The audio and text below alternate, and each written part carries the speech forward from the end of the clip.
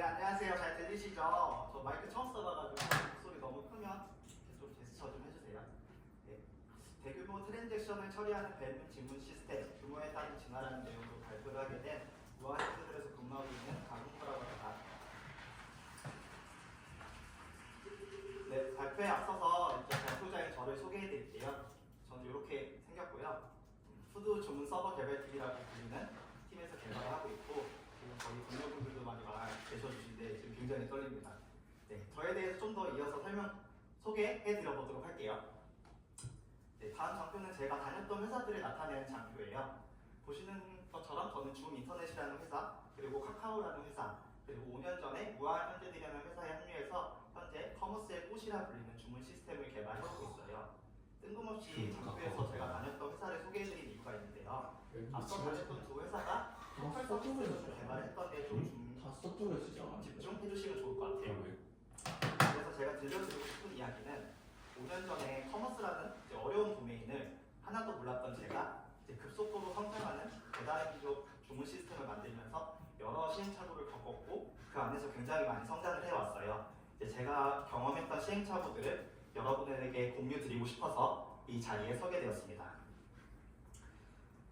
그래서 제가 설명해드리고 싶은 내용에 대한 목차입니다. 첫 번째로 현재 저희 배달의 민족 주문 시스템이 어떤 고민을 하면서 만들고 있는지 말씀드릴 거고요. 이제 급속도로 성장하는 뱀이 주문 시스템 안에서 여러 성장통들을 겪었는데 그 성장통들을 어떻게 극복해 나가면서 시스템이 진화해 나갔는지를 말씀드릴 거예요. 그러면서 이제 현재 배달의 민족 주문 시스템의 전반적인 아키텍처를 보여드리면서 발표를 요약하면서 마무리 지어보도록 하겠습니다. 먼저 저희가 고민하면서 만들고 있는 영역에 대해 저희 뱀인 주문 시스템을 소개해드려 볼게요.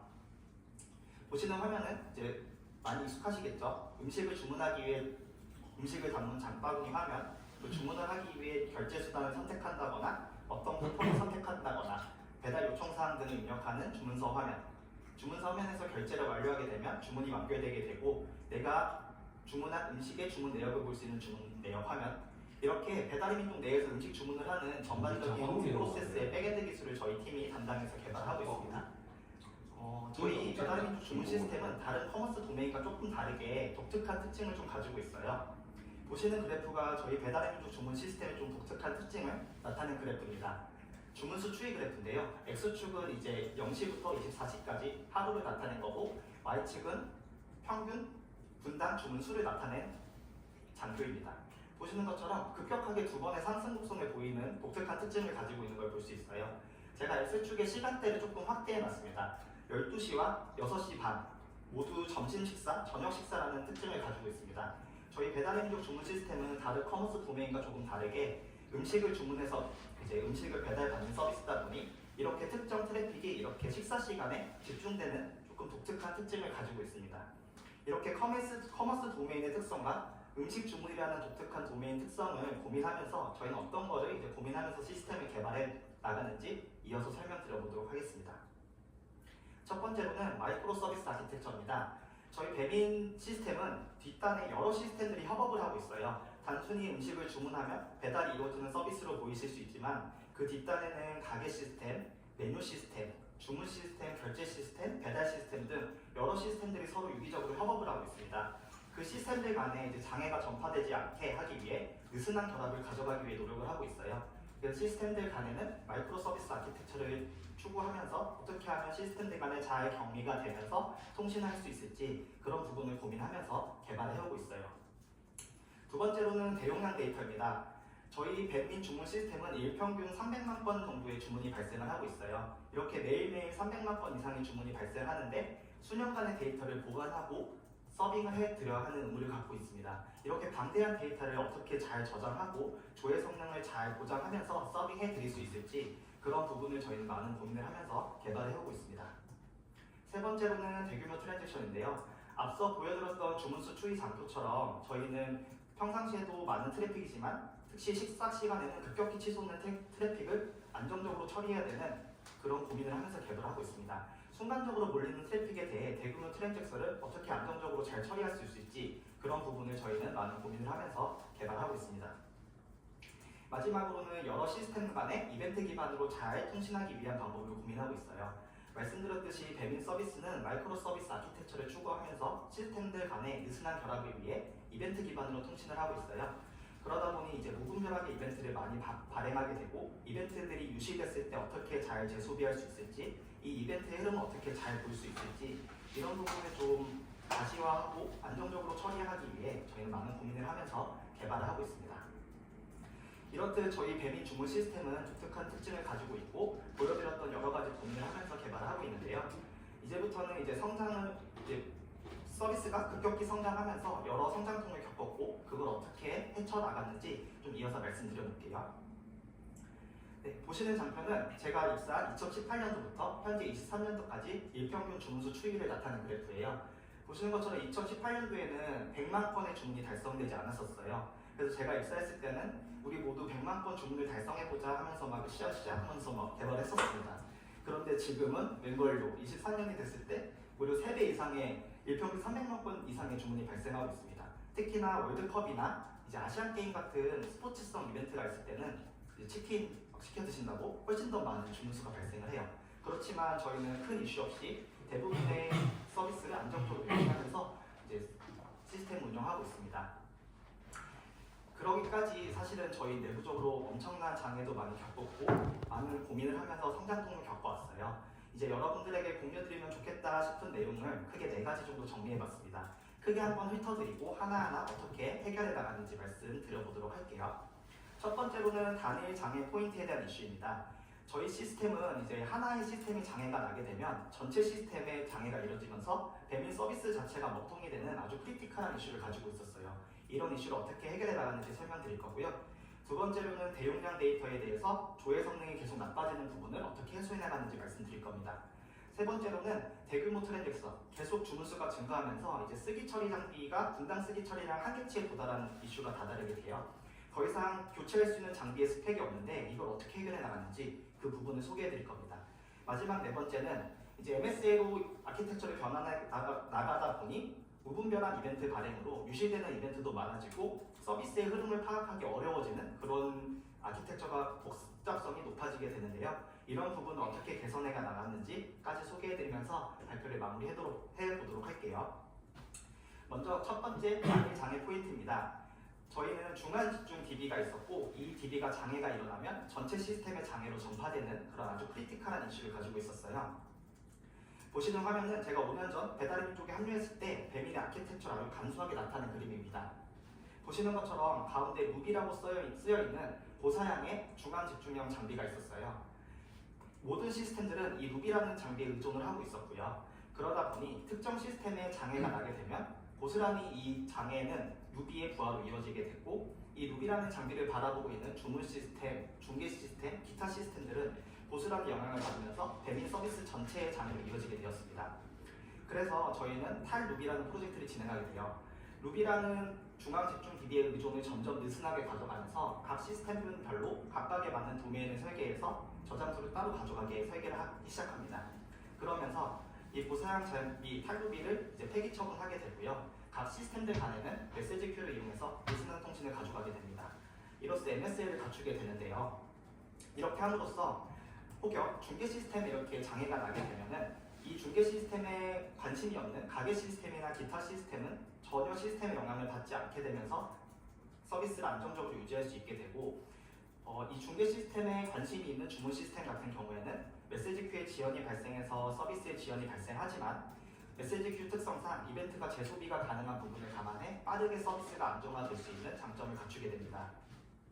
이렇게 저희는 중간 집중 DB를 안정적으로 폐기 처분하고 메시지 큐를 통해서 느슨한 결합을 가져가면서 이벤트 기반으로 통신을 하게 되고 시스템 간 영향도를 분리하면서 첫 번째 단일 장애 포인트에 대한 문제점을 해결해 나갈 수 있었습니다. 그렇지만 역시 여러 가지 문제가 있는데 하나씩 더 살펴보도록 하겠습니다. 두 번째로는 대용량 데이터. 점점 데이터가 많아짐에 따라 이제 정교화 데이터베이스의 조인 성능이 저하되면서 조회 성능이 나빠지는 이슈가 있었어요. 아까 보여드렸던 배달의 민족 전체 시스템에서 이제 주문 시스템을 좀 더 자세히 들여다보면서 발표를 이어나가 보도록 하겠습니다. 보시는 그림은 주문 시스템 아키텍처예요. 보시는 것처럼 주문 API 서버, 인터널 API 서버, 주문 이벤트 처리기라는 크게 3가지 어플리케이션이 있고요. 주문 API 서버는 주문의 커맨드선 요청, 주문이 생성되고 발생하는 커맨드선 요청을 받는 엔드포인트 서버고요. 이렇게 주문이 생성되게 되면 주문 데이터는 이제 정합성을 보장하는 정규화 데이터베이스인 RDBMS에 데이터를 안정적으로 저장하게 됩니다. 그런 후에 저희는 주문 도메인 이벤트를 메시지 큐에 반영하게 됩니다. 그렇게 되면 주문 이벤트 처리기는 도메인 로직과 좀 별개로 움직여야 된다고 판단되는 서비스 로직을 수행하게끔 메시지 큐를 받아보고 로직을 수행하게 되고요. 이 메시지 큐를 외부 시스템들을 받아보면서 주문 이벤트에 관심이 있는 부분은 외부 시스템들이 구독해서 특정 서비스 로직을 수행하게 됩니다. 마지막으로 주문 인터널 API 서버 같은 경우는 주문이나 기타 주문 정보가 필요한 서비스들의 주문 정보를 조회할 수 있는 데이터를 제공해주는 API 서버입니다. 이번에 대용량 데이터 성능 이슈를 소개해드리기 위해서 제가 주목할 부분을 빨간색 선으로 좀 표시해봤어요. 보시는 것처럼 주문 RDBMS를 통해서 주문의 저장과 조회가 함께 일어난다는 부분에 좀 주목해주시면 좋을 것 같습니다. 보시는 화면은 주문 내역 상세 화면이에요. 주문 내역 상세를 보여주기 위해서는 이렇게 많은 정보가 필요합니다. 주문 정보, 메뉴 정보, 결제 정보, 그리고 기타 여러 가지 정보들이 필요해요. 이렇게 주문 내역 상세를 보여주기 위한 API 리스판스가 우측에 보이는 JSON 스펙인데요. 이렇게 방대한 양의 데이터를 조회해서 보여드려야 합니다. 그러기 위해서는 저희 주문 에그리거트 기반으로 조인 연산이 필요하게 되는데요. 먼저 저희 주문 에그리거트를 살펴보면 이렇게 오더라는 루트 엔티티 기반으로 메모 정보, 결제 정보, 배달 정보, 메뉴 정보 등 다양한 정보들이 이렇게 필요하게 됩니다. 아까 보여드린 주문 정보를 조회하기 위해서는 이 에그리거트 기준으로 루트 엔티티 기반으로 조인 연산을 통해 데이터를 가져와야 해요. 이렇게 하다 보니 점점 데이터가 많아질수록 정교화를 보장하는 데이터베이스에서는 점점 조인 현상으로 인해 성능 저하가 발생하게 됩니다. 이거를 해결하고자 저희는 역정교화를 통해서 해결하기로 해요. 저희는 이렇게 루트 엔티티 기반으로 에그리거트가 구성된 부분은 이제 역정교화를 통해 하나의 단일 싱글 테이블로 유지하자, 싱글 데이터를 유지하자라고 설계를 합니다. 그래서 이거를 이제 NoSQL에 저희는 몽고DB라는 솔루션을 사용했어요. 단일 도큐먼트로 이렇게 오더 루트 엔티티를 통해서 이제 에그리거트를 하나 구성해서 하나의 싱글 도큐먼트로 구성을 하게 됩니다. 그렇게 하면서 이제 주문 내역을 가져오기 위해서는 이렇게 단순 ID 기반의 조회 연산으로 쿼리가 되면서 조회 성능을 극대화할 수 있었습니다. 그렇다면 여기서 궁금해하실 부분은 어떻게 동기화를 했는지 자연스럽게 궁금해하실 것 같아요. 그걸 설명드리기 전에 저희 주문 도메인의 생명줄을 좀 말씀드리고 싶어요. 보시는 것처럼 저희 주문 도메인은 주문 생성, 접수, 완료, 취소라는 크게 주문 도메인 라이프 사이클을 가지고 있어요. 주목하실 점은 이 주문 도메인 라이프 사이클 안에서만 도메인의 변경이 발생한다는 부분입니다. 즉 데이터, RDBMS에 있는 테이블 데이터의 변화는 이 도메인 라이프 사이클 안에서만 변화가 일어난다는 점인데요. 일전에 아키텍처를 보여드렸을 때 이제 주문 도메인 로직이 변경될 때마다 저희는 메시지 큐의 이벤트, 도메인 이벤트를 발행한다고 했어요. 그래서 이 도메인 이벤트가 발행되게 되면 이 서비스 로직을 처리하는 주문 이벤트 처리기 어플리케이션에서 이제 데이터를 동기화해서 NoSQL인 몽고DB의 데이터를 실시간으로 동기화하면서 데이터 동기화를 이뤄낼 수 있었습니다. 결과적으로는 저희는 초록색으로 표시한 커맨드성 조회는 RDBMS에 정교화시켜서 저장을 하면서 데이터 정합성을 보장하고 빨간색으로 표시한 데이터 조회는 이제 역정교화를 통해 조회 성능을 극대화한 몽고DB, NoSQL을 사용해서 조회 성능을 개선하는 식으로 CQRS 아키텍처 패턴을 적용해서 해소해 나갈 수 있었습니다. 네, 그래서 대용량 데이터에 대한 조회 성능 이슈는 커맨드 모델과 조회 모델을 분리했고 조회 모델의 역정교화를 통해서 조회 성능을 개선하는 방향으로 좀 해결해 나갈 수 있었습니다. 네, 세 번째로 이어서 대규모 트랜잭션에 대해서 어떻게 처리해 나갔는지 말씀드려보도록 할게요. 네, 저희는 이제 아까 보여드렸듯이 매년 주문수가 가파르게 증가해 나갔어요. 그러다 보니 이제 저희가 사용하는 장비의 스펙, 최고 스펙으로도 분당 쓰기 처리량을 이제 감당할 수 없는 수준까지 좀 오게 됩니다. 이걸 좀 더 설명드리기 위해 저희 주문 DB가 어떤 HA 구성, 고가형성 구성을 갖추고 있는지 좀 보여드리기 위해 가져온 장표고요. 쓰기 요청 같은 경우에는 하나의 프라이머리 장비를 통해서 쓰기 요청을 받아내고 있고요. N개의 레플리카 장비를 통해서 실시간성 조회를 받아내고 있습니다. 실시간성 조회가 증가하는 부분에 대해서는 이제 레플리카 장비를 스케일 아웃하면서 조회 요청을 분산 처리하면서 조회 성능을 높일 수 있었는데요. 그에 반해 쓰기 요청이 증가하는 부분에 대해서는 스펙업으로밖에 대응을 할 수 없었습니다. 그래서 계속해서 스펙업을 하면서 대응을 해 나갔지만 너무 폭발적으로 증가하는 주문수를 처리하기에는 이제 AWS에서 제공해주는 최고 스펙의 장비로도 이제 처리할 수 없는 수준까지 오게 됩니다. 배부른 양이처럼 한계에 다다르게 됩니다. 그래서 이걸 어떻게 해결하지? 방법이 없을까? 저희는 고민을 하게 되고요. 저희의 결론은 샤딩이었습니다. 똑같이 HA 구성을 n벌 복제해서 똑같이 쓰기 요청도 스케일아웃을 통해 분산 처리해서 요청을 분산시켜보자 라고 설계를 하게 됩니다. 하지만 오로라 장비는 엔진이 이 샤딩을 지원하지 않는 엔진이어서 이 또한 해답이 될 수 없었어요. 그래서 다시금 저희는 고민을 하게 됩니다. 어떻게 그러면 이거를 해결할 수 있을까? 그래, 코드로 어플리케이션으로 샤딩을 구현하자라고 저희는 결정을 하게 됩니다.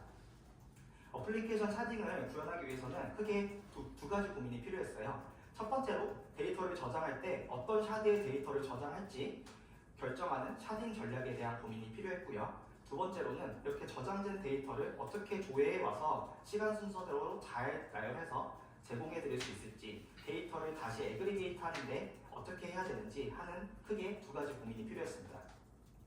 하나하나 그 고민들을 어떻게 해결해 나가는지 이어서 설명드려보도록 하겠습니다. 에그리게이터가 뭐야? 쉐 통합 아닌가? 통합.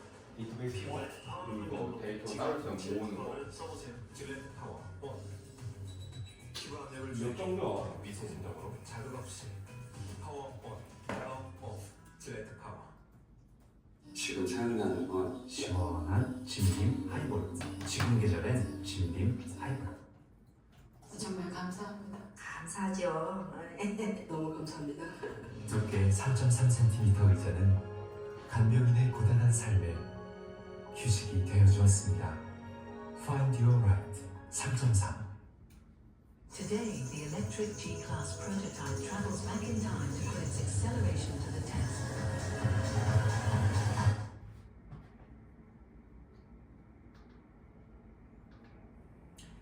네, 샤딩 전략. 에그리게이트는 도메인 주도 설계의 핵심 패턴 중 한 개라고.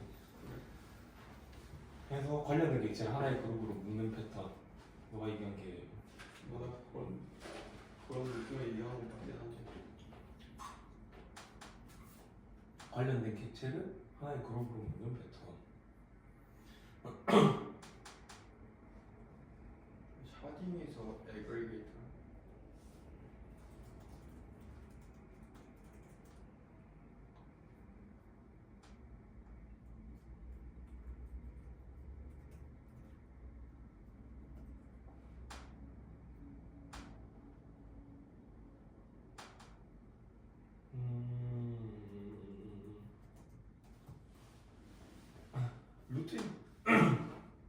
루트 엔티티 만들어서 관련된 모든 객체들을 묶어.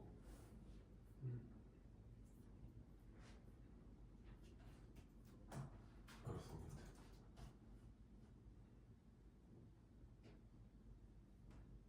계속 풀까? 잘 모으고 있어. 찾아봤어. 에그리게이터. 루트랑 샤딩과의 관계.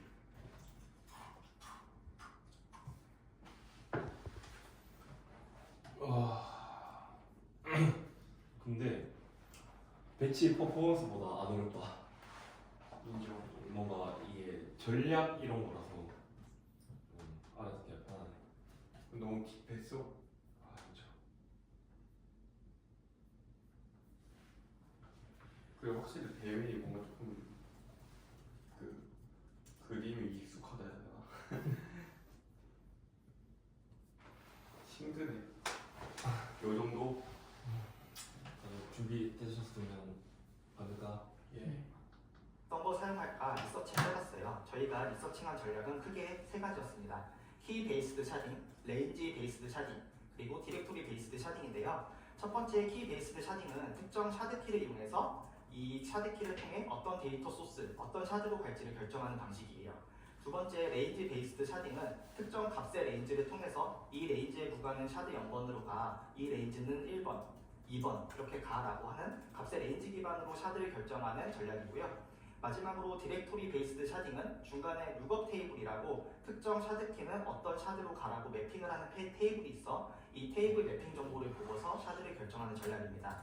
하나하나 저희가 리서칭한 내용을 좀 더 상세히 말씀드리고 이 전략들의 장단점을 소개해드리고 어떤 전략을 선택했는지까지 말씀드려보도록 할게요. 먼저 키 베이스드 샤딩입니다. 해시 베이스드 샤딩이라고도 불리는데요. 그 이유는 이 샤드키가 결정되면 해시 펑션을 돌려서 이 해시 펑션에 의해서 샤드가 결정되기 때문입니다. 저희는 주문 번호로 샤드키로 사용하기로 했고 주문 번호에 대해서 해시 펑션을 돌리면 그에 대한 해시 값이 A 주문 번호는 1번, B 주문 번호는 2번, C 주문 번호는 3번이라는 해시 값이 나오게 되게 해시 펑션을 구현합니다. 그러면 이 해시 펑션 로직에 따라서 데이터가 0번 샤드, 1번 샤드, 2번 샤드에 고르게 분배되도록 하는 게 이제 키 베이스드 샤딩, 해시 베이스드 샤딩이라고 불리는데요. 이 전략의 장점은 이 해시 펑션만 잘 구현하게 되면 데이터를 골고루 균등하게 배분할 수 있는 구현이 간단하게 데이터를 고르게 분배할 수 있다는 장점이 있습니다. 그에 반해서 이 해시 펑션 로직이 변경되면은 이제 데이터의 분배 조건이 완전히 달라지기 때문에 데이터를 샤드를 추가하거나 제거할 때 해시 펑션 요정에 간결하게 되어 있기 때문에 그런 부분에 좀 유연성이 떨어지고 데이터의 재배치가 필요하다는 단점을 가지고 있습니다. 두 번째로 살펴본 샤딩 전략은 레인지 베이스드 샤딩이에요. 저희는 이제 가격 기반으로 샤딩을 하는 건 어떨까 고민을 했었어요. 먼저 0원 이상 10,000원 미만의 주문은 샤드 0번으로 가. 10,000원 이상 15,000원 미만의 주문은 샤드 1번. 15,000원 이상의 주문은 샤드 2번으로 가. 이렇게 레인지 기반으로 데이터를 분배하는 전략이에요. 이 레인지 베이스드 샤딩은 그냥 특정 값의 레인지를 통해서 샤드를 결정하면 되기 때문에 구현이 매우 간단하다는 장점을 가지고 있는데요. 그에 반해서 이날은 15,000원 이상의 주문이 많았어 하면 특정 날에는 아까 보여드렸듯이 2번 샤드의 데이터가 몰리게 되고 그렇지 않은 날에 뭐 0번에 몰리고 1번에 몰리고 하는 특정 샤드의 데이터가 몰리는 핫스팟 현상이 발생하면서 특정 장비에만 부하가 갈 수 있다는 단점을 가지고 있습니다. 마지막으로 살펴본 전략은 디렉토리 베이스드 샤딩이에요. 첫 번째 살펴봤던 키 베이스드 샤딩과 굉장히 유사한데 좀 다른 부분은 중간에 룩업 테이블을 두고 있다는 부분입니다. 결정된 샤드키에 대해서 어떤 샤드로 갈지 결정된 값을 이렇게 중간에 테이블을 두고 저장을 해놓고 있는 게 디렉토리 베이스드 샤딩이에요. 그래서 주문번호 A는 0번 샤드로 가, B는 1번, C는 2번 샤드로 가 라는 거를 중간에 룩업 테이블을 두고 계속 공유를 해주는 게 디렉토리 베이스드 샤딩 전략입니다. 이 전략의 장점은 중간에 룩업 테이블을 통해서 이 주문번호 샤드키가 어떤 샤드로 갈지를 계속해서 알고 있기 때문에 유연하게 샤드를 추가하거나 제거하는 데 유리하다는 장점을 가지고 있어요. 그에 반해서 이 룩업 테이블이 장애가 발생하게 되면 이 데이터들이 어디로 갈지 도통 알 수 있는 방법이 없기 때문에 이 룩업 테이블 자체가 단일 장애 포인트가 될 수 있다는 아주 크리티컬한 단점을 가지고 있습니다. 이렇게 살펴본 세 가지 샤딩 전략 중 저희는 어떤 걸 사용할지 고민을 하면서 저희 주문 시스템의 특징이 무엇이 있는지 좀 살펴봤었어요. 그 중에서 여러 가지 특징이 있었겠지만 저희가 주목해서 본 주문 시스템의 특징은 크게 두 가지였습니다. 배달의 민족 서비스 특성상 이제 음식 주문이 제대로 일어나지 않으면은 배민 서비스 자체가 장애라고 인식하는 고객분들이 많은 특징을 좀 가지고 있었고요. 저희 주문 시스템은 정책상 최대 30일까지만 주문 취소가 가능해서 데이터의 변경이 최대 30일까지만 가능하며 음식 주문의 특성상 대부분의 주문은 하루 내에 배달 완료가 돼서 처리가 되기 때문에 데이터가 완결되는 시간은 대체로 하루 내에 스냅샷 형태로 데이터가 바뀐다는 부분에 주목을 했습니다. 그래서 저희는 첫 번째, 단일 장애 포인트를 피해서 최대한 시스템에 장애가 가지 않게끔 하자라는 전략을 취했고요. 두 번째로는 동적 데이터는 길어야 30일, 대부분은 하루 내에 완결이 되기 때문에 샤드의 추가는 많이 일어나지 않아도 될 것이며 샤드의 추가가 일어난다 해도 최대 30일이 지나면은 데이터는 결국에는 균등하게 분배될 것이다 라는 결론을 내리게 됩니다. 이런 시스템의 특징을 감안해서 저희는 살펴봤던 세 개의 전략 중 키 베이스드 샤딩, 해시 베이스드 샤딩을 결정하기로 하여요. 그래서 저희는 해시 베이스드 샤딩을 구현하기 위해 이제 샤드키로서 주문 번호를 사용하게 됩니다. 주문 번호에는 이 주문이 어떤 일자의 몇 번째 순번으로 주문이 발생했는지 알 수 있는 로직이 숨어 있어요. 그래서 이 주문 번호를 통해서 이 주문 순번을 가져오게 되고요. 저희가 설정한 샤드 수를 모두 연산에 날리게 됩니다. 그렇게 되면 이 주문 번호가 어느 샷으로 갈지가 나오게 되는데요. 이렇게 파란색으로 표시한 부분의 연산을 통해서 저희는 해시 펑션 로직을 구현하게 됩니다. 이렇게 해서 매일매일 이제 균등하게 데이터가 분배가 되게 돼요. 오늘 날짜의 첫 번째 주문인 A는 아까 해시 펑션 로직을 통해 0번 샷으로 가게 되고요. 두 번째 주문인 B는 1번 샷으로, 세 번째 주문인 C는 2번 샷으로 가게 되면서 저희는 키 베이스드 샤딩으로 고르게 데이터 분배를 하게 됩니다. 아무래도 이제 어플리케이션 샤딩을 구현했기 때문에 이제 어플리케이션 코드도 좀 궁금해하실 분들이 있어서 간략하게 어떻게 구현했는지 코드도 좀 가져와 봤습니다. 저희는 이제 AOP와 Abstracting Routing Data Source라는 것을 통해서 구현을 하게 되었어요. 하나하나 살펴보도록 할게요. 먼저 AOP를 구성하는 Aspect J 설정입니다.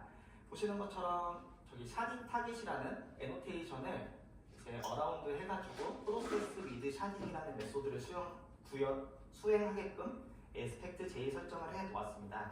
프로세스 위드 샤딩 메소드를 이어서 살펴보면은 위에 보여드린 메소드처럼 되어 있는데요. 먼저 그 전에 샤딩 타깃이라고 애노테이션에 달려있는 이 대상 메소드를 살펴보면 이제 아까 설정할 때 Aspect J가 동작하게 되는 대상 메소드가 되고요. 여기 샤드키라는 애노테이션이 달려있어서 이 오더 넘버를 샤드키로 사용해 라는 것을 명시해 놓게 됩니다. 다시 위로 올라가서 프로세스 위드 샤딩 메소드를 봐볼게요. 그러면 이제 리트라이브 샤드키라는 걸 통해서 이 샤드키 오더 넘버를 가져오게 됩니다. 이 샤드키 값을 저장하고 밑에 이제 샤드 룩업키 디터민 서비스라는 서비스 계층이 이 샤드키가 어떤 샤드로 가라는 걸 결정하는 서비스 계층이에요. 그래서 샤드 룩업키라는 거는 이 샤드키가 어느 샤드로 가라는 걸 이제 맵핑해 놓은 맵핑 클래스인데요. 이렇게 이 서비스 레이에서 샤드키가 어떤 샤드로 가라는 걸 결정해 놓고 이를 스레드 로컬에 저장하는 것까지 해서 Aspect J의 동작은 마무리되게 됩니다. 이렇게 되면은 이제 Abstracting Routing Data Source에서 Determine Current Logupkey라는 메소드를 오버라이딩해서 미리 저장해놨던 샤드 룩업키를 이제 스레드 로컬에서 가져오게 되고 이를 통해서 데이터 소스를 결정하게끔 구현을 해놓게 되었습니다. 네, 그래서 첫 번째 어떤 샤딩 전략으로 데이터를 고르게 분배시켰는지 살펴봤고요. 이어서 이제 저장된 데이터를 어떻게 잘 조회해 와서 시간 순서대로 나열해서 보여줄지, 답번 조회 애그리게이트 로직은 어떻게 가져갔는지에 대해서 설명을 이어가 보도록 하겠습니다. 보시는 것처럼 이제 샤드 0번, 1번, 2번에 A, B, C 주문이 이렇게 저장이 되어 있는데 이를 시간 순서에 맞게 주문 내용 목록에 뿌려줘야 했었어요. 그런데 이제 이거를 시간 순서대로 나열하기 위해서는 어떻게 해야 될지 고민을 하게 됩니다. 아마 많은 분들이 예측하셨겠지만 이미 저희는 앞서 CQRS를 적용하면서 조회성 모델은 몽고DB에 저장을 해 놓았기 때문에 이런 부분에 대해서는 좀 더 유연하게 데이터 조회는 몽고DB를 통해서 하면서 답번 조회에 대해서 애그리게이트 로직은 좀 더 손쉽게 해결해 나갈 수 있었습니다. 이렇게 어플리케이션 샤딩을 적용하면서 저희는 이제 쓰기 요청이 증가하는 부분에 대해서 똑같은 HA 구성을 엠버에 가져가면서 PK 아웃으로 데이터를 고르게 분산시켜서 저장을 하면서 요청을 분산시키며 대응이 가능한 구조를 갖추게 됩니다. 샤딩이 적용된 아키텍처에서는 앞서 말씀드렸던 아키텍처에서 하나의 RDBMS였던 부분이 N개의 RDBS 샤드 클러스터로 구성되면서 부하를 분산하는 구조를 갖춰 나가게 되어요. 그래서 세 번째 문제점이었던 대규모 트랜잭션에 대해서는 어플리케이션 샤딩을 통해서 쓰기 처리량을 분산시키는 방향으로 해소해 나갔습니다. 마지막으로 복잡한 이벤트 아키텍처를 어떻게 해소해 나갔는지 설명 이어나가 보도록 하겠습니다. 네, 저희는 이제 MSL을 구성하다 보니 이벤트 기반으로 시스템들 간에 통신을 하고 있는데 아무래도 주문 서비스 특성상 많은 시스템들은 주문 서비스에 관심을 많이 가지고 있어요. 그래서 그 시스템에 맞게 이벤트를 막 무분별하게 발행을 해주게 됐고 그러다 보니 점점 규칙성 없는 무분별한 이벤트 발행으로 저희가 로직을 파악하기가 좀 어려워지게 됩니다.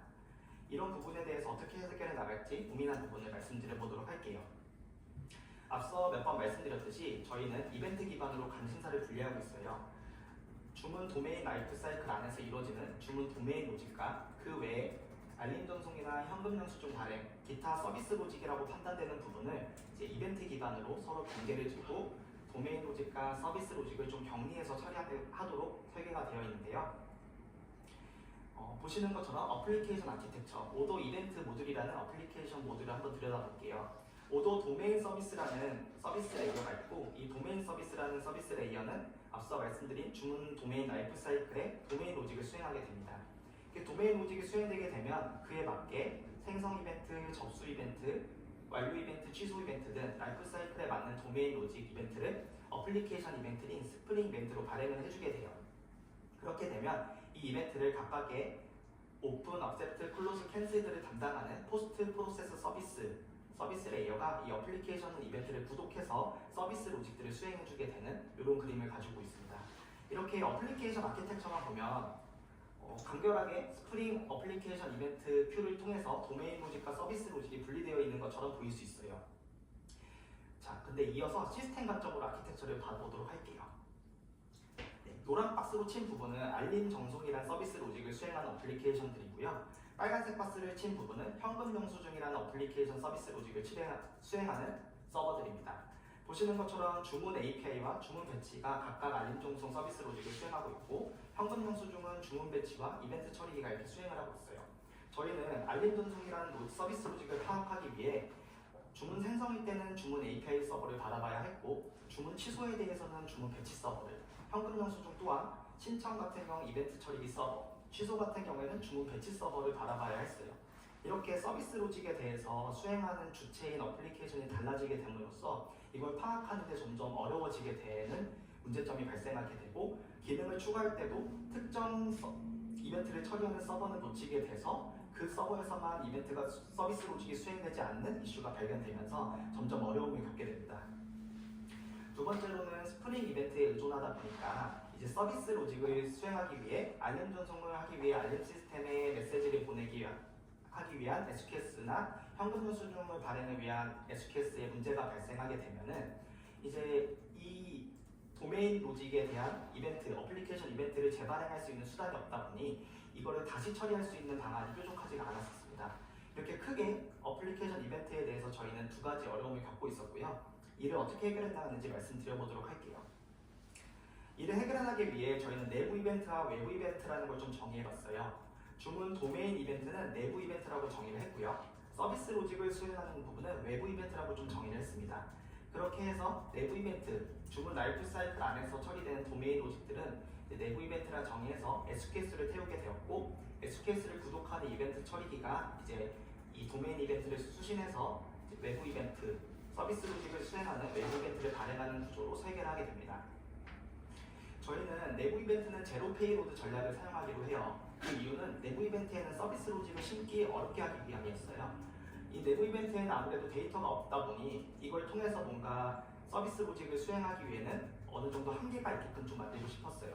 그래서 내부 이벤트는 그냥 도메인 로직을 수행했고 이 도메인 로직 결과가 이렇게 됐어 라는 것 정도만 알려주고 싶었고요. 그 도메인 이벤트를 수신한 이벤트 처리기가 모든 서비스 로직을 처리할 수 있게끔 필요한 데이터는 바로바로 저장소에서 조회해서 알림 전송을 위해서 메뉴 정보나 배달 정보가 필요하다면 그 정보를 채워주고, 현금 영수증 발행을 위해선 결제 정보가 필요했더니 그거를 채워주고 하는 식으로 그때그때 필요한 데이터를 채워주자라고 설계를 하게 됩니다. 저희는 이제 몽고DB를 통해서 조회 성능을 극대화한 이제 NoSQL 서버가 있기 때문에 이런 부분에 대해서 큰 문제가 없다고 판단을 했었습니다.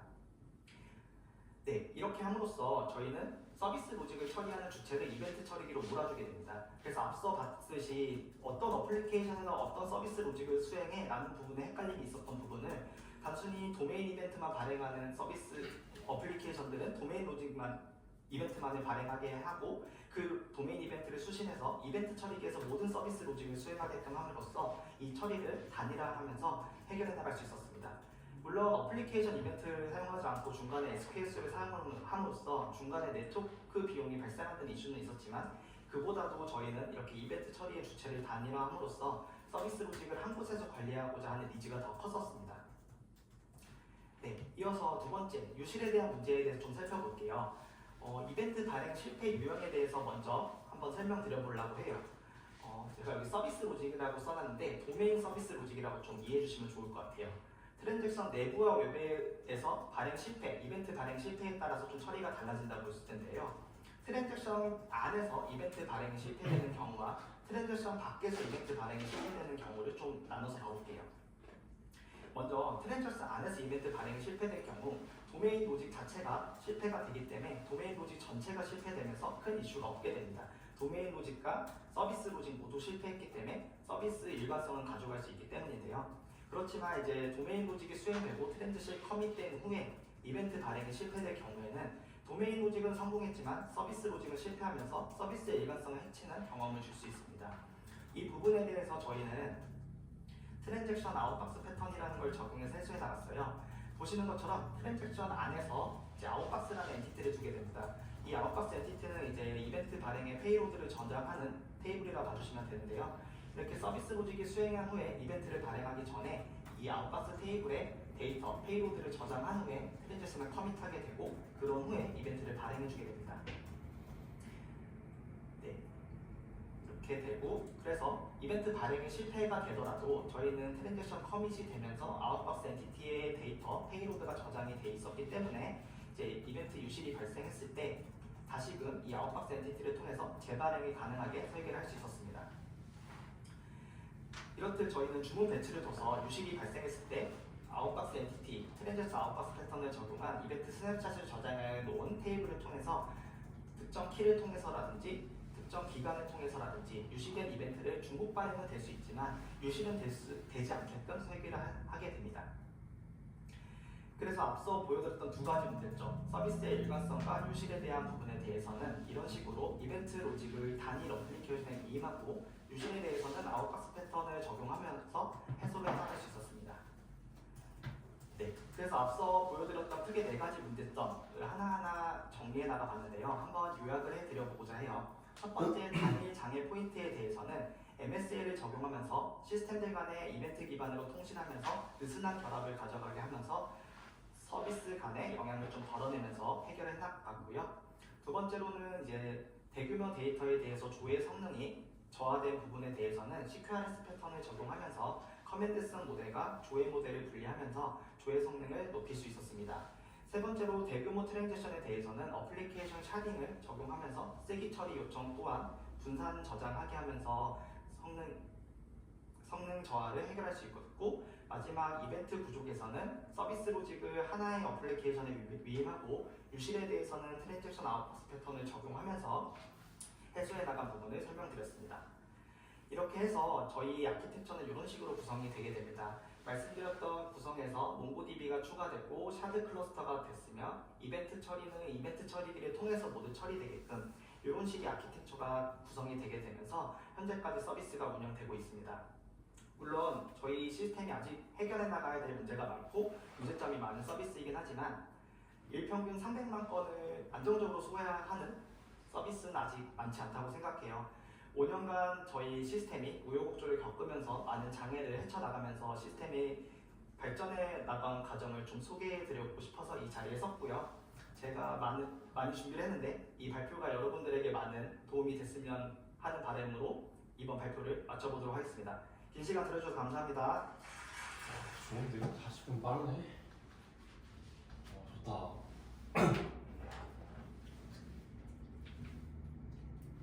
잘 이해하셨나? 아, 저는 다들 이해 못했습니다. 이벤트 기반은 좀 어려운데 샤딩이나 이 4개 이해한 걸 기반으로 4개 문제점과 해결점 각각 간단하게 이해한 걸 바탕으로 설명 가능합니까? 4개 문제점과 해결점이 있었는데 일단 뭐냐, 일단 처음으로 이제 중앙집중 DB가 있었는데 그쵸. 이제 그거 단일 장애 포인트가 생겨서 이제 이 중앙집중 DB가 장애가 생기면 다른 전체 시스템 마비된다. 그래서 이 중앙 DB가 있고 각 이 저장소가 있었으면 그 각 저장소를 따로 시스템으로 분리해서 이제 이걸 관리하는 걸 중간에 CQ를 줘서 이렇게 뭐 이벤트 발행으로 약간 관리한다. MSA 적용. 그래서 탈DB였나? 탈루비. 탈루비. 원래 루비라는 탈루비 프로젝트. 원래 이제 루비라는 그게 음. 중앙 집중 DB가 있었는데 이거 없애고 이제 시스템을 각각 해서 이제 MQ를 통해서 이벤트 기반 통신으로 각 시스템 간에 그걸 분리했다. 그럼 거기서 MQ의 역할은 정확히 어떤 걸 던져주는 거야? 그 각 시스템에 이제 그거에 만약에 어떤 요청이 들어오면 그 각 시스템에 맞는 걸로 보내주는 거 아니야? 주문이면 주문 여기 시스템. 그게 MQ의 역할인가? 그렇게 이해를 했어. 두 그리고 번째. 두 번째 뭐 해볼래? 나는 첫 번째밖에 제대로 난 두 번째, 네 번째가 조금 어려워가지고 물어본 건데 두 번째 어떻게 뭐지? 두 번째 한번 해주세요. CQ 안 했어? 예, 우선 이건 해결점이고 대용량 데이터를 조회하기 위해서 조회를 빠르게 하기 위해서 어떤 걸 했는지. 지금 너무 노멀레이션 이렇게 정교화가 되어 있어서 약간 데이터 읽는 속도가 조회 속도가 너무 느리다. 그래서 우리는 맞다. 역정교화 써가지고 좀 더 데이터를 하셔가지고 조회할 때 성능 좀 높였다 이런 느낌 아닙니까? 그리고 그 리드만 할 수 있는 데이터는 몽고DB로 생성 아닌가? 그랬었던 것 같아. 몽고DB로 음. 그 대규모 데이터 읽는 거를 하고 그 몽고DB를 조회용으로 두고 그래서 저장을 할 때는 이렇게 해서 이벤트 기반으로 여기 정확성 맞춰주고 이런 거를 아키텍처에서 본 것 같아. 세 번째 대규모 트랜지션. 대규모 트랜지션. 이건 좀 이해하셨나? 한번 보겠습니다. 예. 샤딩. 샤딩. 대규모 트랜지션. 데이터베이스를 나눈다고 했었는데 대규모 트랜지션이라서 잘 이해 못했습니다. 샤딩이라는 게 이렇게 막 DB 엄청 큰 거 있으면 다 있으면 이거 쪼개는 거다. 그래서 이제 이 샤딩 전략이 세 가지가 있는데 세 가지를 여기서 얘기를 했는데 이제 그 키 밸류, 키 뭐시 베이스는 그래서 만약에 샤드가 세 개가 있으면 여기 중간에 해시 펑션을 두고 해시 펑션이 이제 퍼센트 여기 샤드에 대해서 3으로 그래서 만약에 1번 데이터가 이렇게 들어가면 1% 3에서 1번으로 들어가고 2번 데이터 들어오면 2% 3으로 이렇게 들어가고 3번 들어오면 3% 3에서 0으로 딱 가고 4 들어오면 다시 1로 5 들어오면 이렇게 해서 각 샤드 간에 그 데이터 개수를 일정하게 맞출 수 있다. 일관성 있게 맞출 수 있다. 이런 샤딩 방식이 있었고 그리고 레인지들 맞아. 있어서 렌즈들. 만약에 10,000원짜리 여기 0에서 9 이게 뭐 만에서 2만 이게 뭐 2만에 3만 있으면 10,000원짜리 들어오면 여기 1,000원짜리 들어오면 여기 이렇게 하는데 이거는 이제 그 각 샤드 간에 그게 몰릴 수 있다. 몰린다. 데이터가 몰려서 특정 샤드가 뭐 핫스팟이 될 수 있다. 이런 게 있었고 이제 세 번째는 그 테이블을 둬서 그 이제 요거랑 비슷한데 이 중간에 테이블을 둬서 이 주문번호를 가진 그게 어떤 샤드에 있는지 찾아보고 로고 테이블. 로고 테이블. 맞다. 그래서 이 주문번호를 가진 테이블은 여기에 저장이 돼 있다. 약간 이런 걸 해서 중간에 이걸 두는. 근데 이제 중앙 테이블이 뭐 빠가리 나면 이제 그게 맞아. 안 된다 하는 게 있었고 근데 첫 번째 방식은 이게 샤드가 많아지면 다시 데이터를 다시 다 올려서 재분배를 다 해줘야 된다는 단점이 있었고 근데 여기서는 뭐가 중요하다 했어 그 단일 그 문제점이 없는 게 중요하다. 단일 문제점을 피해야 되고 그리고 데이터 재분배는 뭐 30일 그 동적 데이터는 30일만 저장을 해두면 되니까 뭐 30일 그럼 나 이 말을 잘 이해를 못하겠어 그 어떤 말이 있냐면 그 샤드 추가 이후에 30일이 지나면 데이터가 다시 균등하게 분배된다. 뭐라고? 이 말을 하면서 그 사람이 샤드 추가 이후에 30일이 지나면 데이터가 자동으로 다시 균등하게 분배가 된다. 얘기를 했거든. 키밸류를 쓰면은 그 특성을 고려해서 이걸 쓴다 했거든. 근데 내가 이해하는 바로는 여기 안에 있는 데이터들을 30일만 저장을 하면 되니까 이제 여기에 샤드를 추가하면은 이제 30일 뒤에는 이게 다 뭐 어차피 없어지고 이제 새로운 데이터들이 다 다시 재분배가 된 상태에서 되니까 뭐 자동으로 재분배가 된다 이런 얘기인 것 같기도 하고 근데 내가 생각했을 때 샤드를 추가하면은 바로 재분배를 해줘야 조회를 바로바로 할 수 있는 거 아닌가 쓰기식 약간 요런 의문점이 있었다.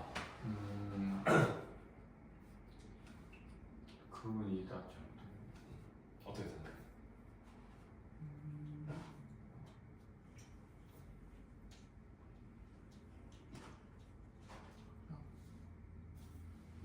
근데 동적인 데이터만 30일이잖아.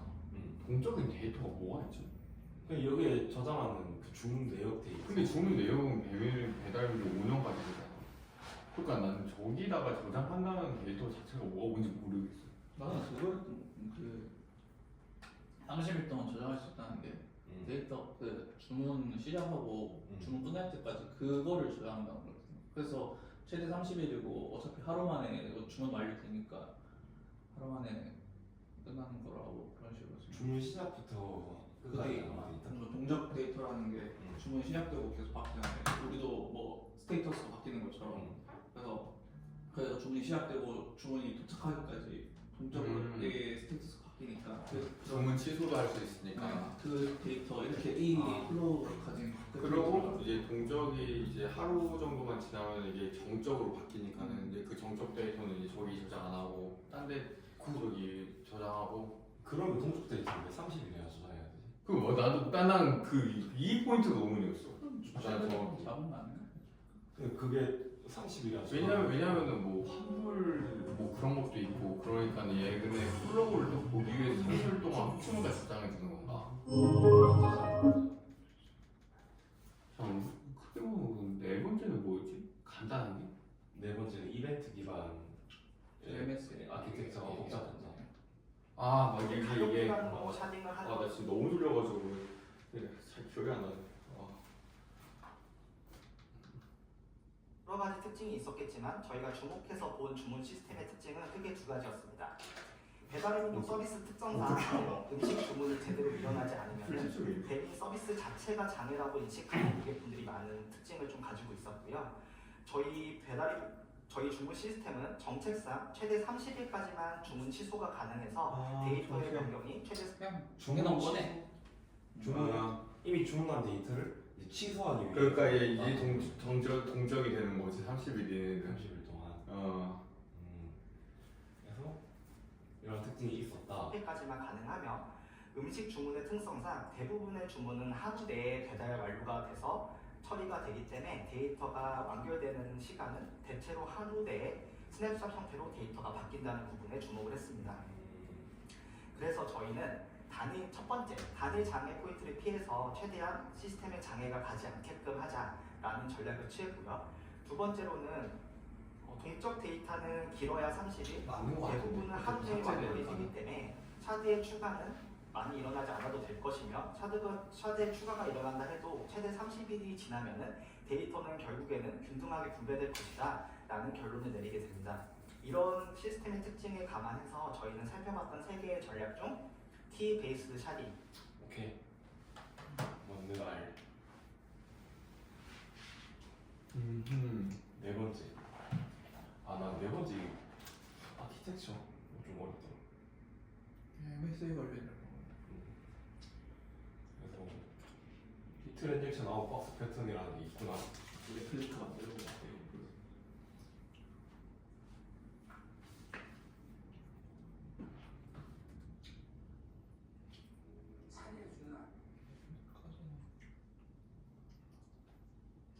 근데 이거를 지금 하기엔 좀 이른 것 같기도 하고. 이게 MSA에 대한 서비스를 해본 적이 없으니까 MSA를 다루고. 제로 페이로드 전략. 제로페이로 전략도 엄청 그랬어.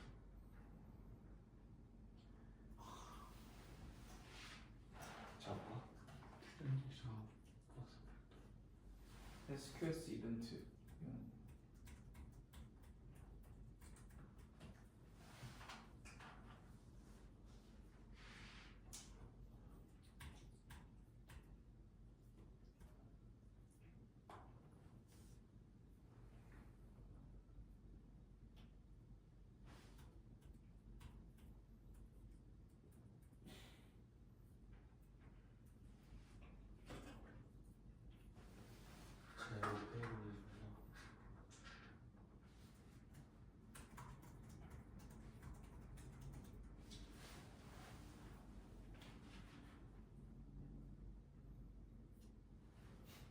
어렵네.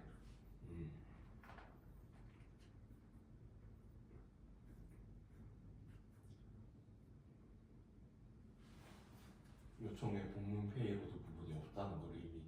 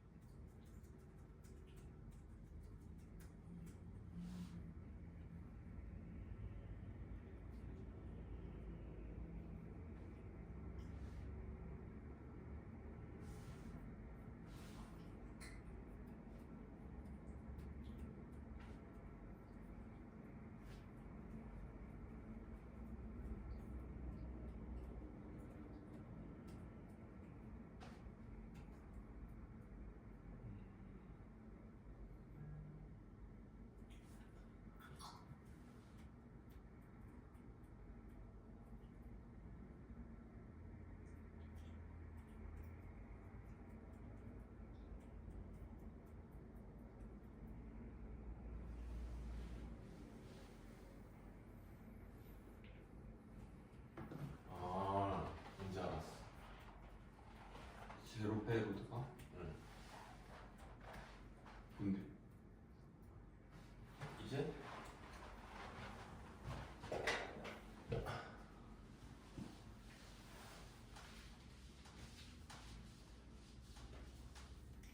MS에서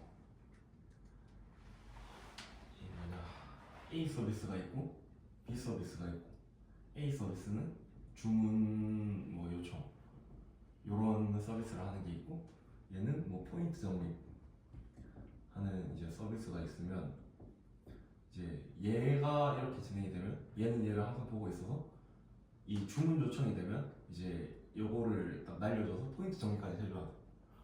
그런데 이렇게 되면 이제 B 서버가 다운되거나 뭐 A 서버가 다운되거나 둘 중에 한 개가 다운되면 주문 전체가 취소가 돼버려. 그래서 이 중간에 뭐 이벤트 큐를 둬서 주문 요청을 하고 얘가 직접 이 주문에 대해서 조회를 하게. 이렇게 해서 뭐 단일 장애 포인트를 막는다. 근데 거기서 제일 페이로드가 그 말뜻은 잘 모르겠어. 페이로드가 없다. API를 통해 직접 조회하기 때문에 가장 최신으로 볼 수 있다.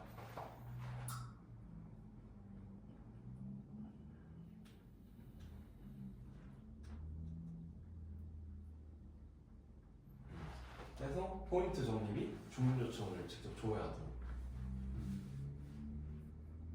그래서 이거의 단점은 저 주문 요청 서비스에 트래픽이 2배가 된다.